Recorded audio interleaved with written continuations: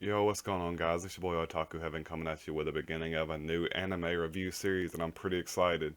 This anime looks amazing. It's called Sousei no Onmyouji or Twin Exorcist, and this is going to be a review of episode 1. It starts off like several anime start off though. This village is being attacked. It's burning. There's this one kid that's surviving, or seemingly just one kid. Later on, they always introduce the second one, as we see in this episode, that actually survived the series too. The attack. And basically, this boy had a dream to become the world's strongest exorcist, the best exorcist. And he's in the midst of giving up that dream while he's being attacked. But we find out after that little cutscene, it goes to present day.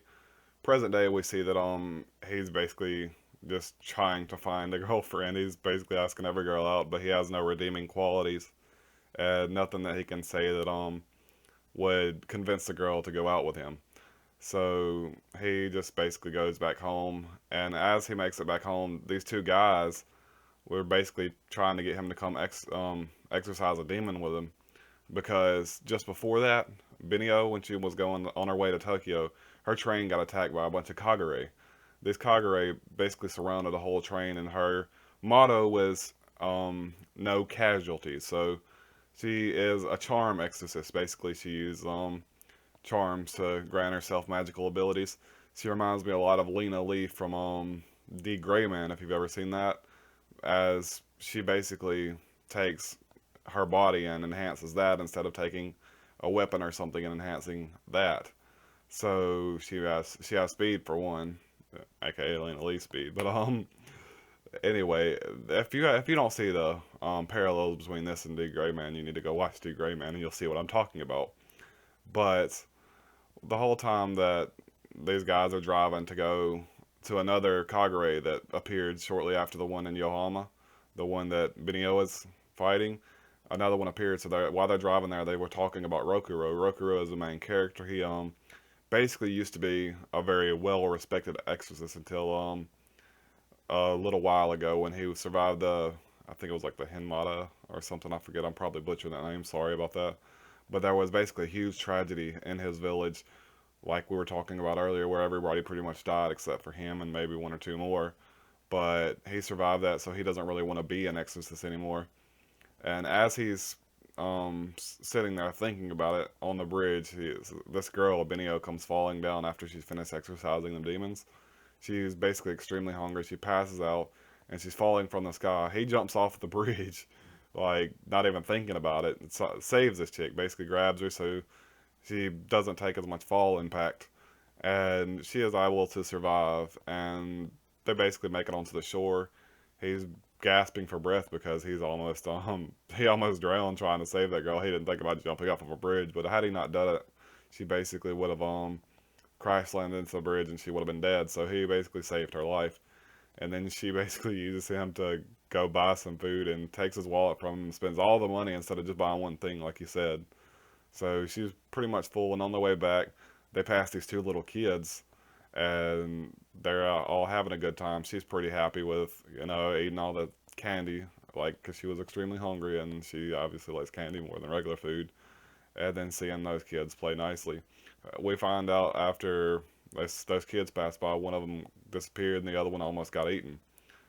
Well, she disappeared for a minute. She didn't completely disappear. But they went into a world called Magano. Magano is the world where all the exorcists fight. It's basically sort of like the exact same city, but in an alternate reality, is what it looks like.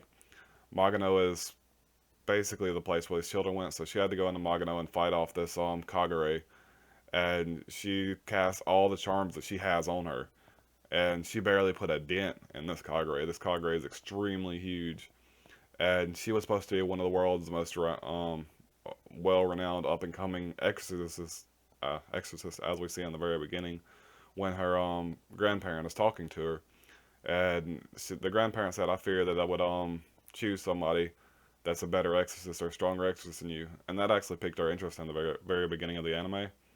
But basically, after she put everything she had into this, she tried to save the children. She gave her last charm to tell them to get out of Magano, take the children and himself and get out so they survive. And she's going to stay there because her dream is to, defend the world and kill all the bad Kagure or all the evil Kagure which also coincidentally happened to be Rokuro's dream. So after she's on her back's to the wall, after her back's to the wall, basically, he decides it's time to step in, and he's obviously pretty scared. You can see his hands shaking, or he just really don't want to do it anymore. But he uses his talisman to bring out his arm, and once you see this arm, your first thought, if you're me anyway, was or if you're like me anyway, was, is that Alan Walker? No, it's not really. Is that Alan Walker? But that's just like Alan Walker. You used to see the arm. The arm's almost exactly like Alan Walker. So he runs in and just one shots the dude, basically decimating the Kagure. So we can see exactly how powerful he is and why he was considered one of the world's most well-renowned exorcists, even at the age of 12 years old. And surviving that incident, we can see exactly why, he wanted to give up, because he obviously couldn't fight back against those guys. He was pretty much down and out and watching all of his family and friends die, so that would be a good reason why you wouldn't want to deal with those guys anymore, especially when there are other people in the world that want to do it too. And she's proclaimed she's never witnessed the power that strong before. So even now she is recognizing that power that Rokuro has. But anyway, that's about what we got out of this episode. It was extremely good. For an introductory episode, I'm going to give it a 9 out of 10. I absolutely loved it. But things I'm looking forward to see is, are all the exorcists just charm users? They use charms to bring certain things up, because even he used a charm. Because I really thought that charm exorcists were going to be a certain type of exorcist just by looking at the series.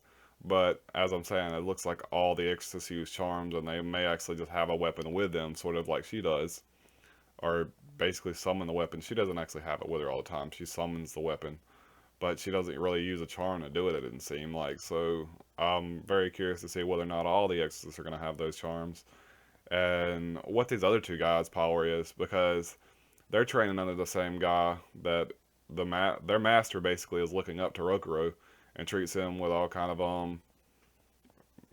of leeway, as opposed to the other people, because of how powerful he is. And maybe something else. Maybe they're actually just family. It's going to be interesting to see how that plays out, and if they are his brothers, what their powers are, because they're obviously not any pansies. They're going to go handle this Kagure on their own. They are together as two of them, but still, to see a Kagure of that same level, because if you notice, the spoon was pointing at the strongest Kagure where they were at, but then the spoon moved. The spoon is basically a Kagure detector, and it moved to a different location where they were going to go. That means it was attracted to a stronger presence, and they went to go fight that instead of going the way to Yohama.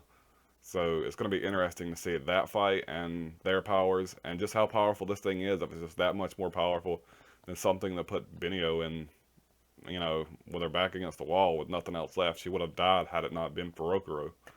But like I said, a 9 out of 10. It was an excellent episode for a starter episode. That's all, guys. Peace.